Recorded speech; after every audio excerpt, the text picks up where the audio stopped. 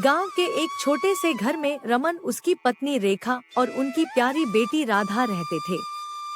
रमन ईमानदार और मेहनती था, लेकिन उसकी आर्थिक स्थिति बहुत खराब थी। वह गांव के सबसे अमीर आदमी सोहन सेठ के घर काम करता था। मालिक, आपके घर में काम करते हुए मुझे 8 साल हो गए, लेकिन अभी तक आपने मेरी तनख्वाह नहीं बढ़ाई है। इतने पैसे में मेरे परिवार का गुजारा नहीं हो पाता। क्या आप इस महीने से मेरी तनख्वाह बढ़ा सकते हैं? बिल्कुल नहीं, तू गरीब है तो गरीब की तरह रहना सीख ले। एक पैसा भी ज्यादा नहीं देने वाला। अगर काम करना है तो कर, नहीं तो कहीं और काम ढूंढ ले। सोहन सेठ बहुत चालाक और लालची था। वह रमन से बहुत काम करवाता, लेकिन उसे मेहनताने के नाम पर बेहद कम पैसे देता। उन पैसों से रमन का परिवार ठीक से गुजारा भी नहीं कर पाता था। शाम का समय था। रमन काम से लौटकर घर आया तो थका हुआ दिख रहा था। रेखा उसकी तरफ देखकर बोली, रमन, तुम हर दिन इतने थके हारे लौटते हो और फिर भी हमें पर्याप्त पैसे नहीं मिलते। आखिर कब तक हम यूं ही संघर्ष करेंगे? रेखा, मैं क्या करूं? सेठ जी कभी ज्यादा पैसे नहीं देंगे और गांव में और कोई काम भी तो नहीं है। हम जैसे गरीब लोगों के पास और कोई रास्ता नहीं होता। लेकिन रमन, हमारी बेटी की जरूरतें भी बढ़ रही हैं। अब उसे अच्छे कपड़े चाहिए, कभी कभी कुछ मिठाई चाहिए। क्या हम उसे यह भी नहीं दे सकते? तभी राधा अपने खेल से उठकर उनके पास आई। मासूमियत से उसने रमन की ओर देखा और पूछा, पिताजी, क्या इस बार आप मुझे मेले में घुमाने ले चलेंगे? मेरी सहेलियां कह रही थी कि वहाँ बहुत मजेदार झूले और मिठाइयाँ मिलती हैं। उसकी मासूमियत भरी आंखों में देखा, लेकिन जवाब देने की स्थिति में नहीं था। वह जानता था कि मेले में जाने के पैसे उसके पास नहीं थे।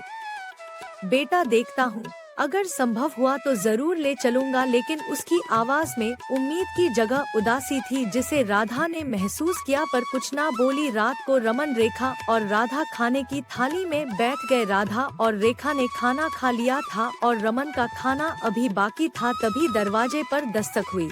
रमन ने दरवाजा खोला तो देखा कि एक बूढ़ा साधु दरवाजे पर खड़ा था। बेटा, मैं कई दिनों से भूखा हूँ, क्या तुम मुझे कुछ खाने को दे सकते हो?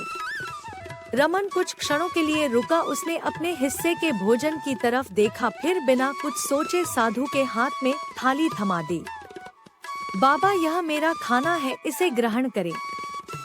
साधु ने उसे धन्यवाद दिया और खाना खाकर बहुत संतुष्ट हुआ। साधु ने अपनी झोली से एक चमकदार कंगन निकाला और रमन को देते हुए कहा, तुम्हारा दिल बहुत बड़ा है बेटा। इस दान के बदले मैं तुम्हें यह जादुई कंगन देता हूँ। जब भी तुम्हें कोई जरूरत हो, इसे पहनकर जो चाहो मांग लेना। रमन ने कंगन लिया, लेकिन उसे जादू पर यकीन नहीं। रमन ने कंगन पहनते हुए कहा, कंगन, हमें खाना दे दो। जैसे ही उसने यह कहा, कंगन से तेज रोशनी निकली और उनके सामने एक थाली में स्वादिष्ट भोजन प्रकट हो गया। रेखा और रमन दोनों ने चकित होकर एक दूसरे को देखा। रमन, यह तो सचमुच जादुई है, हमें भगवान ने वरदान दिया है। रेखा, अब हमारी मुश्किलें खत्म हो जाएंगी। अगले दिन रमन ने अपनी बेटी राधा से वादा निभाने का सोचा। वह उसे मेला दिखाने ले गया। मेले में चारों ओर खुशी और चहल पहल थी। झूले, मिठाइयाँ, खिलौने, सब कुछ बहुत आकर्षक था। पिताजी, मुझे वह बड़ा वाला खिलौना चाहिए। रमन ने जादुई कंगन से ढेर सारे पैसे मंगाए और अपनी बेटी के लिए सबसे महंगा खिलौना खरीदा। राधा की खुशी का ठिकाना नहीं था। पास खड़े सोहन सेठ के नौकर यह सब देख रहे थे। यह रमन, जो कभी खाने के लिए भी पैसे नहीं जुटा पाता था, अब इतना पैसा कैसे खर्च कर रहा है? जरूर कुछ गड़बड़ है, हमें सेठ जी को बताना चाहिए। रमन ने मेले से रेखा के लिए भी एक की साड़ी खरीदी, जिसकी कीमत 1000 थी।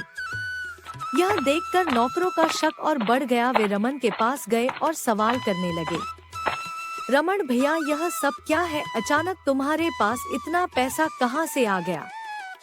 रमन ने थोड़ा सोचकर जवाब दिया, अरे भाई, मेरी नई नौकरी लग गई है, अब सब कुछ बदल गया है। नौकरों ने उसकी बात मानी नहीं।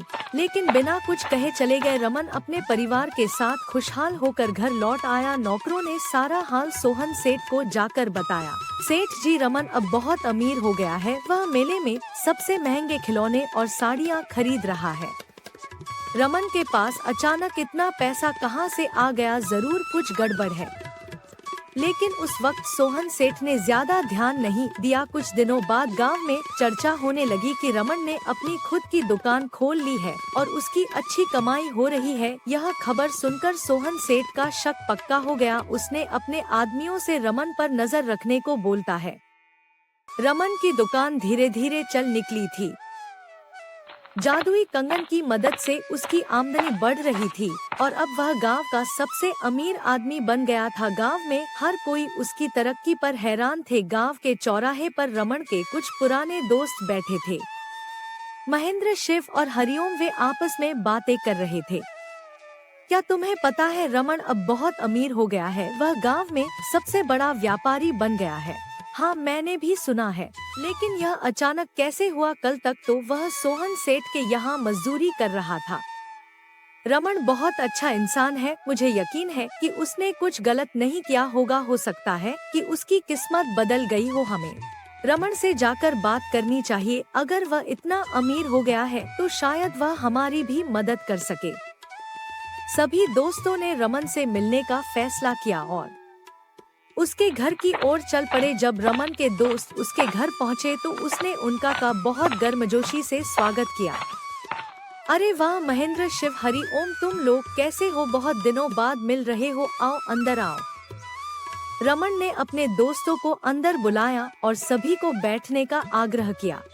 रमन भाई, हम सबने सुना है कि तुम अब बहुत अमीर हो गए हो। तुम्हारी दुकान भी बहुत बढ़िया चल रही है। हमारे भी हालात ठीक नहीं है। रमन, हम सोच रहे थे कि क्या तुम हमारी मदद कर सकते हो। रमन ने उनके चेहरे की ओर देखा और गहरी सांस ली। देखो दोस्तों, मैं हमेशा से ही तुम्हारा भला चाहता हूँ और अगर मैं मदद कर सकता हूँ तो जरूर करूँगा। लेकिन पहले मैं तुम्हें कुछ बताना चाहता हूँ। रमन ने अपने दोस्तों को पूरा किस्सा सुनाया कि कैसे एक साधु ने उसे जादुई कंगन दिया था और उसी कंगन की मदद से उसने अपनी तरक्की की थी। यह कंगन मुझे भगवान का आशीर्वाद लगता है, लेकिन मेरी तरक्की सिर्फ इस कंगन की वजह से नहीं हुई। मैंने मेहनत और ईमानदारी से भी काम किया और अब मैं तुम्हारी भी मदद करूंगा। रमन ने अपने दोस्तों को उनकी परेशानियां दूर करने के लिए कंगन का इस्तेमाल किया। उसने महेंद्र को कपड़े की दुकान खोलने के लिए पैसे दिए, शिव को उसकी खेती के लिए नए औजार दिलवाए और हरिओम को एक छोटी मिठाई की दुकान शुरू करने में मदद की। इसी बीच सोहन सेठ की चिंता और बढ़ रही थी। उसके आदमी जो रमन की निगरानी कर रहे थे उसे रोज नई खबरें लाकर देते थे। तुम सब बेवकूफ हो, अब तक पता नहीं लगा पाए कि रमन इतना अमीर कैसे हो गया। मैं जानना चाहता हूँ कि उसके पास इतना पैसा कहाँ से आया। सेठ जी, हम पूरी कोशिश कर रहे हैं, लेकिन अभी तक कुछ खास पता नहीं चल सका। अगर तुम लोग कुछ नहीं कर सकते तो मैं खुद देखूंगा। मुझे खुद जाकर पता लगाना होगा। एक रात जब रमन और उसका परिवार खाना खा रहे थे, उनकी बेटी राधा ने जिद की कि उसे आइसक्रीम चाहिए। पिताजी, मुझे आइसक्रीम खानी है। रमन ने जादुई कंगन पहना और मुस्कुराते हुए कहा, कंगन, हमें आइसक्रीम दे दो। जैसे ही उसने यह कहा, कंगन से तेज रोशनी निकली और उनके सामने ठंडी ठंडी आइसक्रीम आ गई। यह देखकर राधा बहुत खुश हुई, लेकिन यह सब सोहन सेठ के आदमी खिड़की से छिपकर देख रहे थे। उन्होंने तुरंत जाकर सेठ को बता दिया। सेठ जी, हमने देख लिया, रमन के पास जादुई कंगन है जो उसकी हर इच्छा पूरी करता है।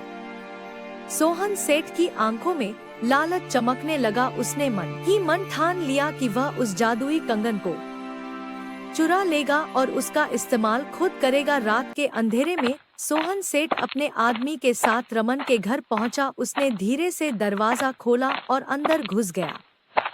वो कंगन मुझे ढूंढना होगा। उसने घर के चारों ओर देखा और आखिरकार वह कंगन उसे एक टेबल पर पड़ा मिला। उसने जल्दी से कंगन उठाया और अपने घर भाग गया।